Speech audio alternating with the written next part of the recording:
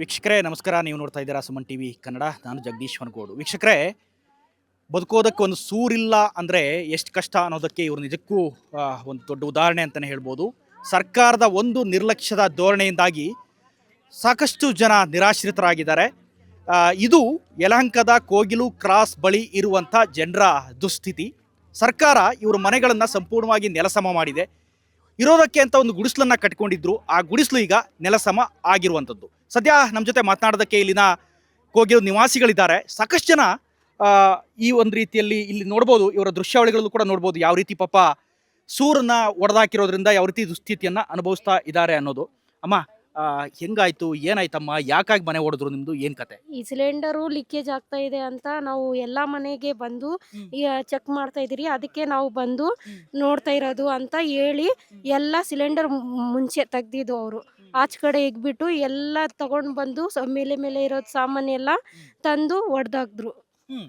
ಅಷ್ಟೇ, ಅರ್ಧ ಸಾಮಾನು ಹೋಯ್ತು. ಅದ್ರಲ್ಲಿ 2 ಮಂಚ, 2 ಬೀರು, ಎಲ್ಲ ಜೀವನ ಮಾಡೋದು ಮಕ್ಕಳದು ಬ್ಯಾಗು ಎಲ್ಲ ಹೋಯ್ತು. ನನ್ನ ಮಗ 9th ಓದ್ತಾ ಇದ್ದಾನೆ, ಅವನದು ಹೋಯ್ತು. 2ನೇ ಕ್ಲಾಸ್ ಹುಡುಗಿ, ನಮ್ಮ ಹುಡುಗಿ, ಅವಳದು ಹೋಯ್ತು. ಇದೇ ಮಗಳು. ಅಂತ ಎಲ್ಲ ಹೋಯ್ತು ಸರ್. ಅಲ್ಲಮ್ಮ, ಎಷ್ಟು ವರ್ಷದಿಂದ ಇದ್ರಿ ನೀವು ಇಲ್ಲಿ? ಎಷ್ಟು ವರ್ಷ ನೀವಿಲ್ಲಿ? ನಾವು 25 ವರ್ಷದಿಂದ ಇರೋದು. ಆ ಬಂಡೆ ಮೇಲೆ ಜೋಪಡಿ ಹಾಕೊಂಡಿದ್ರು ನಾವು. ಇದು ತುಂಬಿ ನಾವು ಇದು ಕಟ್ಕೊಂಡಿದ್ದು ಸರ್. ಏನೋ ಅಲ್ಲಿ ಮಕ್ಕಳು ಇರೋಕ್ಕಾಗಲ್ಲ ಅಂತ, ಮಳೆ ಬಂದರೆ ಕಷ್ಟ ಅಂತ ನಾವು ಇಲ್ಲಿ ಸ್ವಲ್ಪ ಜಾಗ ನೋಡಿ ನಾವು ಕಟ್ಕೊಂಡಿದ್ದು. ಮಣ್ಣು ಹಾಕಿ ಹಾಕಿ ನಾವು ಕಷ್ಟ ಬಿದ್ದು ಏನೋ ಅಷ್ಟು ಮಾಡ್ಕೊಂಡಿದ್ದಕ್ಕೆ ಸರ್ಕಾರ ಇದು ರೋಡ್ ಮೇಲೆ ತೆಗೆದು ಇಕ್ತಿದ್ರು ಅಷ್ಟೇ ಸರ್. 25 ವರ್ಷದಿಂದ ಇದ್ದೀರಿ? ಇದ್ದೀರಿ ಸರ್. ಏನು ಕೆಲಸ ಮಾಡ್ತೀರಮ್ಮ ನೀವೆಲ್ಲ? ಏನು ಕೆಲಸ? ನಾನು ಮನೆ ಕೆಲ್ಸಕ್ಕೆ ಹೋಗ್ತೀನಿ ಸರ್. ಮನೆ ಕೆಲ್ಸಕ್ಕೆ ಹೋಗ್ತೀನಿ, ಮನೆಯಲ್ಲಿ ತೊಡಿತೀನಿ.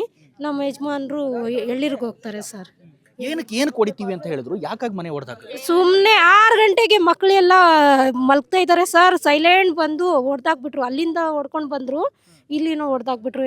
ಎಲ್ಲ ಡೆಮಾಲಿಷನ್ ಮಾಡಿದ್ದಾರೆ ಸರ್. ಎಷ್ಟು ಮನೆ ಇದ್ವಮ್ಮ ಈ ಹಪ್ತೆಯಲ್ಲಿ? ಇದ್ರು ಸರ್ 300 ಮನೆ ಏನು, ಎಲ್ಲ ಹೊಡೆದಾಕಿದ್ದಾರೆ. ನಿಮ್ಮ ಜೊತೆ ಡಾಕ್ಯುಮೆಂಟ್ ಏನಾದ್ರು ಇತ್ತಾ? ಮನೆದೆಲ್ಲ ಡಾಕ್ಯುಮೆಂಟ್ ಎಲ್ಲ ಇತ್ತು ಸರ್. ಎಲ್ಲ ಹೋಯ್ತೆ, ಅರ್ಧ ಜನದು ಏನೇನೋ ಹೋಯ್ತು. ನಮ್ಮ ಅಪ್ಪಂದು ನೋಡಿ ಆಧಾರ್ ಇದು ಆಯಿತು, ರೇಷನ್ ಕಾರ್ಡು ಮತ್ತು ID ಕಾರ್ಡು, ಮಕ್ಕಳದು ಬರ್ತ್ ಸರ್ಟಿಫಿಕೇಟು ಎಲ್ಲ ಹೋಯ್ತು. ಏನು ಅಂತ ಹುಡ್ಕಾಡೋದು ಹೊಡೆದೋಗಿದ್ರೆ? ಅಲ್ಲ ಅಂದ್ರೆ ನಿಮ್ಮ ಹತ್ರ ಡಾಕ್ಯುಮೆಂಟ್ ಎಲ್ಲ ಇತ್ತು ಮನೆದೆಲ್ಲ? ಅವ್ರ ಹತ್ರ ತೋರಿಸ್ರಿ, ನಾವು ಹಂಗೆ ಬಿಸಾಕ್ದ್ರು. ಇದು ತಗೊಂಡು ಹಿಂಗೆ ಬಿಸಾಕ್ತಾರಲ್ವಾ, ಎಲ್ಲೂ ಹೋಯ್ತು ಅದು. ಅಷ್ಟು ಮಣ್ಣಲ್ಲಿ ಡೆಮಾಲಿಷನ್ ಮಾಡಿ. ಎಷ್ಟು ಜನ ಬಂದಿದ್ರು ಹೊಡೆಯೋದಕ್ಕೆಲ್ಲ? ಎಷ್ಟೆಷ್ಟು JCB ಬಂದಿದ್ವಾ ಏನು? ಎಷ್ಟು 3 30 30ಇಲ್ಲ, 10-17 ಬಂದಿತ್ತು.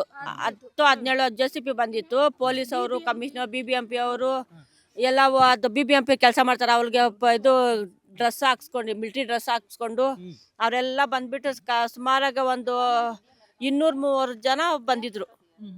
ಅಷ್ಟು ಜನ ಒಂದು ಅರ್ಧ ದಿವಸದಲ್ಲಿ ಎಲ್ಲ ಡೆಮಾಲಿಷನ್ ಆಗೋಯ್ತು. ಇದು 6 ಗಂಟೆನಿಂದ 12 ಗಂಟೆ 1 ಗಂಟೆಗೂ ಎಲ್ಲ ಮುಗ್ದೋಯ್ತು.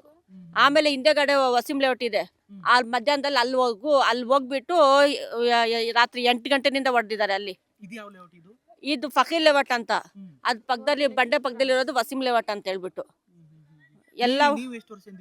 ನಾವಿಲ್ಲಿ ಇದ್ದೀವಿ, ನಾನು ಚಿಕ್ಕ ಮಗುನಿಂದ ನಾನು ಇಲ್ಲಿರೋದು. ಇವಾಗ ನಮ್ಗೆ 44-45 ಇದೆ.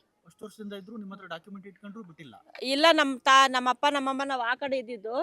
ಇವಾಗ ಇಲ್ಲಿ ನಮ್ಮಪ್ಪ ಇದ್ದಾರ ಅಂತ ಹೇಳ್ಬಿಟ್ಟು ನಾವ್ ಇಲ್ಲಿ ಬಂದ್ಬಿಟ್ಟು, ಇವಾಗ ಅವರು ನಮ್ಮಪ್ಪ ನಮ್ಮ ತಾಯಿ ತಂದೆ ಎಲ್ಲ ತೀರೋದ್ರು.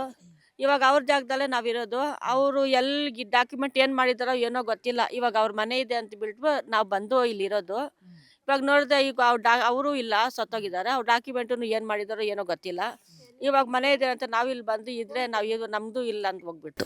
ಅಲ್ಲಮ್ಮ, ಬೀದಿಗೆ ಬಂದ್ಬಿಡೋದು ಅಂದ್ರೆ ಮನೆ ಇಲ್ಲ ಅಂದ್ರೆ ಹೆಂಗೆ?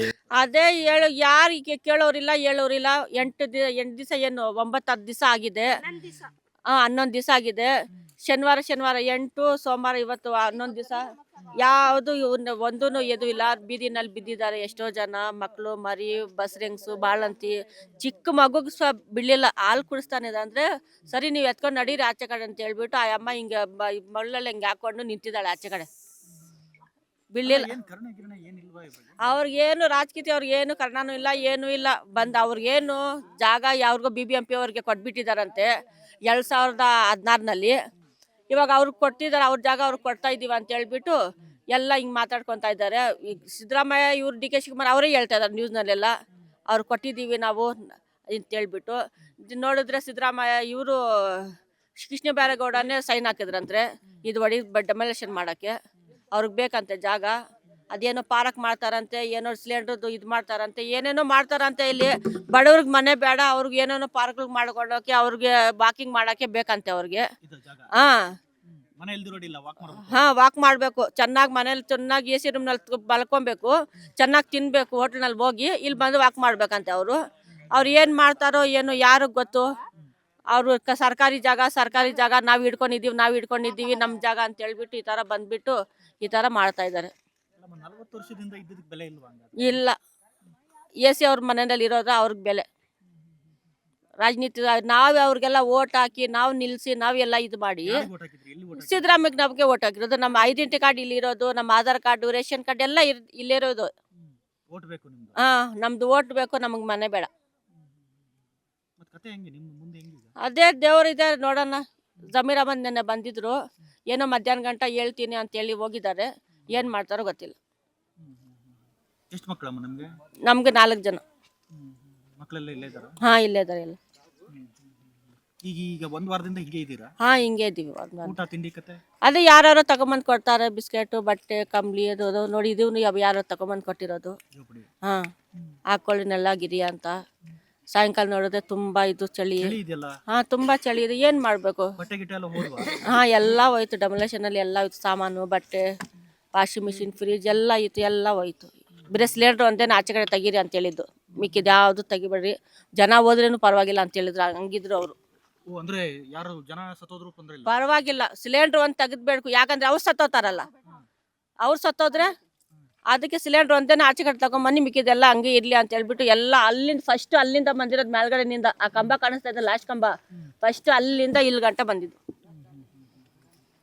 ಓಕೆ, ನಿಮ್ ಬೇರೆ ಕಡೆ ಇರಾಕ್ ಏನಾರು ವ್ಯವಸ್ಥೆ ಮಾಡಿದ್ರ? ಯಾವುದು ಮಾಡಲಿಲ್ಲ, ವ್ಯವಸ್ಥೆನೇ ಮಾಡಲಿಲ್ಲ. ಇಲ್ಲೇ ಮಲಗ್ತಾ ಇದ್ದೀವಿ, ಇಲ್ಲೇ ತಿಂತಾ ಇದ್ದೀವಿ, ಇಲ್ಲೇ ಇದು ಮಾಡ್ತಾ ಇದ್ದೀವಿ. ಅಲ್ಲಿ ಹಜ್ ಭವನಲ್ಲಿ ಹೇಳಿದ್ರು, ಅಲ್ಲಿ ಹೋಗಿ ಸ್ನಾನ ಮಾಡ್ಕೊಂಡು ಅಲ್ಲಿ ಆರಾಮ್ ಮಾಡ್ಕೊ. ಇಲ್ಲಿಂದ ಅಲ್ಲಿಗೆ ಹೋಗೋಕ್ಕಾಗುತ್ತಾ ಹಜ್ ಭವನ್ಗೆ? ಅಲ್ಲ, ನೀವೇನ್ ಕೇಳ್ತೀರಿ? ನಿಮ್ಗೆ ಇದೇ ಜಾಗ ಬೇಕಾ? ಬೇರೆ ಕಡೆ ಹೋಗಿ ನಮಗೆ ಇದೇ ಜಾಗ ಕೊಟ್ರೇನು ಸರಿನೇ, ಇಲ್ಲಾಂದ್ರೆ ಹತ್ರದಲ್ಲಿ ಎಲ್ಲನ ಜಾಗ ಕೊಟ್ರೇನು ಪರವಾಗಿಲ್ಲ. ಸಾಕಷ್ಟು ಜನ ಇದ್ದಾರೆ. ಎಲ್ರದ್ದು ಕೂಡ ಇದೇ ಪರಿಸ್ಥಿತಿ. ಜೋಪಡಿಯಲ್ಲಿ ವಾಸವಾಗಿದ್ರು, ಏನೋ ಸಣ್ಣ ಪುಟ್ಟ ಮನೆಗಳನ್ನು ಕಟ್ಕೊಂಡಿದ್ರು, ವಾಸಕ್ಕೇನೋ ವ್ಯವಸ್ಥೆ ಮಾಡ್ಕೊಂಡಿದ್ರು. ಚಳಿಗಾಲ ಬೇರೆ, ಭಾಳ ಚಳಿ ಇದೆ, ವಾಸ ಮಾಡೋಕೆ ಆಗ್ತಾ ಇಲ್ಲ ಅಂತ ಸ್ಥಳೀಯ ನಿವಾಸಿಗಳು ಹೇಳ್ತಕ್ಕಂಥ ಮಾತು. ಮತ್ತಷ್ಟು ಜನ ಇದ್ದಾರೆ ನನ್ನ ಜೊತೆ ಮಾತನಾಡೋದಕ್ಕೆ. ಅಮ್ಮ, ನಿಮ್ಮದು ಏನು ಕತೆ? ಯಾಕೆ ಈ ಪರಿಸ್ಥಿತಿ ಬಂತು, ಏನಂತ? ಪರಿಸ್ಥಿತಿ ಯಾಕೆ ಬಂತು ಅಂತ ಹೇಳ್ಬಿಟ್ಟು ಏನು ಹೇಳಕ್ ಆಗ್ತಾ ಇಲ್ಲ, ಏನಕ್ಕಾಯ್ತು ಅಂತಲೂ ಹೇಳಕ್ ಆಗ್ತಾ ಇಲ್ಲ. ಎಲ್ಲ ನೋಡ್ತಾ ಇರೋವಂಥದ್ದೇ ಸಮಸ್ಯೆಗಳು ಗೊತ್ತಾಗ್ತಾ ಇರೋದೇ ಇದೆ ಎಲ್ಲ. ನಾನು ಏನಕ್ಕಾಯ್ತು ಅಂತಾನು ಏನು ಹೇಳೋದು, ಎಲ್ಲ ಕಳ್ಕೊಂಡ್ಬಿಟ್ಟಿದ್ದಾರೆ, ಆಗೋಯ್ತು. ಅಲ್ಲ, ಹೊಡೆದಾಕಿದ್ದು ಏನಕ್ಕಂತೆ? ಅವರು BDAಗೇನೋ ತಗೊಂಡಿದಾರಂತೆ, ಅದು ನಮಗೆ ಗೊತ್ತಿಲ್ಲ. ಜನಗಳಿಗೆ ಇಲ್ಲಿ ಯಾರಿಗೂ ಗೊತ್ತಿಲ್ಲ ಏನಕ್ಕೆ ಅಂತ ಹೇಳಿ ಗೊತ್ತಿಲ್ಲ. ಏನೋ ಇವಾಗ ನಮಗೆ ಅದು ಶುಕ್ರವಾರ ಕರೆಂಟ್ ಫುಲ್ ತೆಗೆದ್ಬಿಟ್ಟಿದ್ರು. ಫಸ್ಟ್ ಇಡೀ ಲೇಔಟ್ಗೆ ಇಲ್ಲ, ಇಲ್ಲಿ ನಮ್ಮ ಏರಿಯಾಗ ಒಂದೇ ಅಲ್ಲ, ಇಡೀ ಲೇಔಟ್ ಎಲ್ಲ ಕರೆಂಟ್ ತೆಗೆದ್ಬಿಟ್ಟಿದ್ರು. 1-2 ದಿವಸ ಮುಂಚೆಯಿಂದಾನೇ ಕರೆಂಟ್ ತೆಗೆದ್ಬಿಟ್ಟಿದ್ರು. ಆಮೇಲೆ ಶನಿವಾರ ದಿವಸ ಬೆಳಗ್ಗೆ 6 ಗಂಟೆಗೇನೆ ಸುಮಾರು ಒಂದು 300ಕ್ಕೆ ಮೇಲಿರ್ಬೋದು ಪೊಲೀಸವರು, ಆಮೇಲೆ ಮಾರ್ಷಲ್ ಅವ್ರು ಬಂದಿದ್ರು. ನಡೀರಿ ಆಚೆ ನಡೀರಿ ಅಂತ ಮಲ್ಗಿರೋರ್ನ ಎಳ್ದು ಬಿಟ್ರು ಈಚೆ ಕಡೆ. ಸಿಲಿಂಡರ್ ಮಾತ್ರ ತೆಗ್ದು ಆಚೆ ಹಾಕಿ, ತೆಗ್ದು ಆಚೆ ಹಾಕಿ ಬದಲು ಅದನ್ನ ಓಪನ್ ಮಾಡಿ ಬ್ಲಾಸ್ಟ್ ಮಾಡಿಬಿಡ್ರಿ, ಹಿಂಗೆ ಬೀದಿಗೆ ಹಾಕೋ ಬದಲು ಹಂಗೆ ಸಾಯ್ಲಿ ಜನ ಅಂತಾನು ಹೇಳಿದ್ವಿ ನಾವು. ಅಷ್ಟು ಹೊಟ್ಟೆ ಹೊರತಾಯ್ತು. ಹಂಗೆ ತೆಗ್ದಿಕ್ಕೋ ಬದಲು ಹಂಗೆ ಸಾಯಿಸಿದ್ರು ಒಳ್ಳೇದೇ ಅಲ್ವಾ? ಈ ಜೀವನಕ್ಕಿಂತ ಅದು ಒಳ್ಳೇದಲ್ವಾ ಅಂತ ಅನ್ನಿಸ್ತು. ಆಮೇಲೆ ನಮ್ಮ ಇಲ್ಲಿ ಮುನಾಂಜಣ್ಣವರು, ಅಯ್ಯೂಬಣ್ಣವರು, ವಿಜಯಣ್ಣವರು, ಈ ವಸಿಂಬಯ್ಯವರು, ಇವರೆಲ್ಲರೂ ಅದು ಅಲ್ಲಿ ಏನೇನು ದಾಖಲೆಗಳಿದ್ದಾವೆ ಅವ್ರ ಹತ್ರ ತಗೊಂಡು ಎಲ್ಲಾನು ಪಾಪ ಅವರು ಗೋಗರದ್ರೂ ಕೇಳಲಿಲ್ಲ ಇವ್ರು ಯಾರೂ. ಆವಾಗಿಂದಾನು ಜನಗಳ ಸಹಾಯಕ್ಕೆ ಅವರು ಇದ್ದಾರೆ. ಜನಗಳಿಗೆ ಬೆನ್ನೆಲುಬಾಗಿ ನಾವು ಇರ್ತೀವಿ, ಯಾರು ಪ್ರಾಣ ಕಳ್ಕೊಳ್ಳೋ ವ್ಯವಸ್ಥೆ ಮಾಡ್ಕೊಳ್ಬೇಡ್ರಿ, ನಾವು ಹೋರಾಟ ಮಾಡ್ತೀವಿ ಬಾಬಾ ಸಾಹೇಬರವರ ಒಂದು ಸಂಘಟನೆಯಿಂದ ನಾವು ಹೋರಾಟ ಮಾಡಿ ಏನು ಬೇಕು ನಿಮಗೆ ವ್ಯವಸ್ಥೆ ಮಾಡಿಕೊಡ್ತೀವಿ ಅಂತ ಹೇಳಿ ಅವರು ಭರವಸೆ ಕೊಟ್ಟು ಅವರೆಲ್ಲರೂ ಮುನಾಜನಣ್ಣ ಅವರು, ಅಯ್ಯೂಬಣ್ಣ ಅವರು, ವಸೀಮಣ್ಣ ಅವರು, ವಿಜಯಣ್ಣ ಅವರು, ಇವರು ಆವತ್ತಿನಿಂದನೂ ಜನಗಳಿಗೆ ಹಿಂದೆ ಇದ್ದಾರೆ. ಅವ್ರ ಸಂಘಟನೆಗಳ ಮುಖಾಂತರವಾಗಿ ಹೋರಾಟ ಮಾಡ್ತಾನೆ ಇದ್ದಾರೆ. ಅಲ್ಲಮ್ಮ, ಈಗ ಈ ಸರ್ಕಾರ ಏನ್ ಹೇಳ್ತಾ ಇದೆ ಅಂದ್ರೆ ಕೆಲವರು ಬೇರೆ ಕಡೆಯಿಂದ ಅಕ್ರಮ ವಲಸಿಗರೆಲ್ಲ ಬಂದ್ಬಿಟ್ಟಿದ್ದಾರೆ, ಅವ್ರು ಇಲ್ಲಿದ್ದಾರೆ, ಸೊ ಹಂಗಾಗಿ ನಾವು ಅವ್ರನ್ನ ಸೆಗ್ರಿಗೇಟ್ ಮಾಡಬೇಕು ಅಂತ ಹೇಳೋದು. ನೀವೆಲ್ಲ ಇಲ್ಲಿ ಬೇರೆ ಕಡೆಯಿಂದ ಬಂದವರ ಏನ್ ಕತೆ? ಸರ್, ನಾವು ಕರ್ನಾಟಕದಲ್ಲೇ ಹುಟ್ಟಿರೋರು, ಕರ್ನಾಟಕದಲ್ಲೇ ಬೆಳೆದಿರೋರು, ನಾವಿಲ್ಲೇ ಓದು ಬರ ನಮ್ದೆಲ್ಲ ಮುಗ್ದಿರೋದು ಕರ್ನಾಟಕದವರೇ ನಾವು ಮೂಲತಃ ಸಹ. ಇನ್ನು ಹೊರಗಡೆಯಿಂದ ಬಂದವ್ರೆ ಅಂತಂದ್ರೆ ಹೊರದೇಶದಿಂದ ಯಾರು ಬಂದಿಲ್ಲ, ಬೇರೆ ಕಂಟ್ರಿಯಿಂದ ಯಾರು ಬಂದಿಲ್ಲ. ಅವರು ನಮ್ಮ ಕರ್ನಾಟಕದ ಮೂಲ ನಿವಾಸಿಗಳೇ. ಅವ್ರಿಗೂ ಎಲ್ಲಿ ಬೇಕಾದ್ರೂ ಹೋಗಿ ದುಡ್ಕೊಂಡು ತಿನ್ನೋ ಒಂದು ಹಕ್ಕು ಇದೆಯಲ್ಲ. ಆ ಥರ ಅವರು ಬೇರೆ ಇದರಿಂದ ಬಂದಿರ್ಬೋದು, ಊರಿಂದ ಬಂದಿರ್ಬೋದೇ ಹೊರತು ವಲಸಿಗರಂತ ಅಲ್ಲ. ಅವರು ಬೇರೆ ದೇಶದಿಂದ ಬಂದಿರೋರಲ್ಲ. ಅವರು ಬಾಂಗ್ಲಾದೇಶದವರಾಗಲಿ, ಪಾಕಿಸ್ತಾನದವರಾಗಲಿ, ಬೇರೆ ರಾಜ್ಯದಿಂದ ಆಗಲಿ ಬಂದಿರೋರಲ್ಲ, ಬೇರೆ ಊರಿಂದ ಬಂದಿದ್ದಾರೆ ಅಷ್ಟೇ. ಬಂದಿದ್ರು ಅವರು 15-20 ವರ್ಷಗಳಿಂದನೂ ಅವ್ರು ಇಲ್ಲೇ ಅವ್ರದ್ದೆಲ್ಲ ಮೂಲಭೂತ ಸೌಕರ್ಯಗಳು, ಆಧಾರ್ ಕಾರ್ಡ್ ಆಗ್ಬೋದು, ಐಡೆಂಟಿ ಕಾರ್ಡ್ ಆಗ್ಬೋದು, ರೇಷನ್ ಕಾರ್ಡ್ ಆಗ್ಬೋದು, ಪ್ರತಿಯೊಂದು ಇಲ್ಲಿಂದೇ ಅವ್ರದ್ದು ಆಧಾರ ಪ್ರೂಫ್ಗಳೆಲ್ಲ ಇರೋದು. ಮನೆ ಕಟ್ಟಿದ್ರಲ್ಲ, ಇದಕ್ಕೇನಾದ್ರು ಡಾಕ್ಯುಮೆಂಟ್ ಇತ್ತಾ ಮನೆ? ಕೊಟ್ಟಿದ್ದಾರೆ.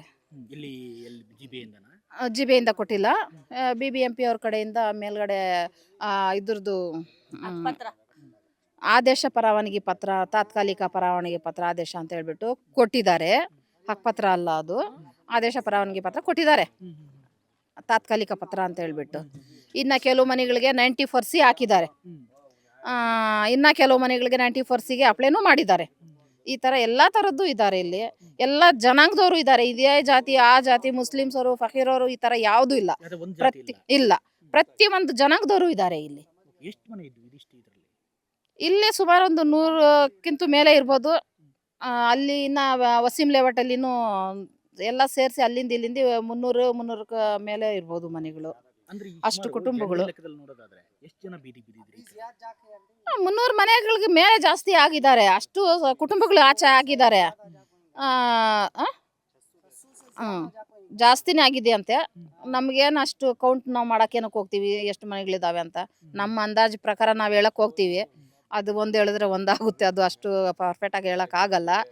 ಆಮೇಲೆ ಬಂದು ಸಂಸ್ಥೆಗಳವ್ರು ಬಂದು NGO ಅವರು ಯಾರ್ಯಾರೋ ಪಾಪ ಸಂಘಟನೆಗಳವ್ರು ಎಲ್ಲರೂ ಬರ್ತಾ ಇದ್ದಾರೆ, ಊಟ ಕೊಡ್ತಾ ಇದ್ದಾರೆ, ಟಾರ್ಪಾಲ್ಗಳು ಕೊಟ್ಟಿದ್ದಾರೆ, ಬ್ಲ್ಯಾಂಕೆಟ್ ಓದ್ಕೊಳ್ಳೋಕೆ ಬ್ಲ್ಯಾಂಕೆಟ್ ಕೊಟ್ಟಿದ್ದಾರೆ, ಚಿಕ್ಕ ಚಿಕ್ಕ ಮಕ್ಕಳಿಗೆ ಸ್ವೆಟರ್ ಹಂಚಿದ್ದಾರೆ. ಆಮೇಲೆ ಬಂದು ನಮ್ಮ ಶಾಸಕರು ಮಾತಾಡಿದಾರಂತೆ. ನಮ್ಮ ಮುನಾಂಜಣ್ಣ ಅಣ್ಣ ಅವರು ಅವರೆಲ್ಲರೂ ಹೋಗಿದ್ರೆ, ನಮ್ಮ ಕೃಷ್ಣ ಬೈರೇಗೌಡ ಸಾಹೇಬರು ಅವ್ರದ್ದೇ ಬರುತ್ತಾ ಇಲ್ಲಿ? ಅವ್ರದೇ ಕಾನ್ಸ್ಟಿಟ್ಯೂನ್ಸಿ? ಅವ್ರದ್ದೇ ಕ್ಷೇತ್ರ ಇದು. ಅವ್ರಿಗೆ ನಾವೆಲ್ಲರೂ ಮುಂಚೆಯಿಂದನೂ ನಾವು ಈಗಲೂ ಅಷ್ಟೇ, ಇಷ್ಟ ಆಗಿದ್ರು ನಾವು ನಂಬೋದು ಕಾಂಗ್ರೆಸ್ಗೆನೆ, ಓಟ್ ಹಾಕೋದು ನಾವು ಕಾಂಗ್ರೆಸ್ಗೆನೆ. ಇವಾಗೂ ನಮಗೆ ಬದುಕು ಅಳಿಸಿರೋರು ಅವರೇ, ಉಳಿಸೋರು ಅವರೇ ನಮ್ಮ ಜನಗಳಿಗೆ.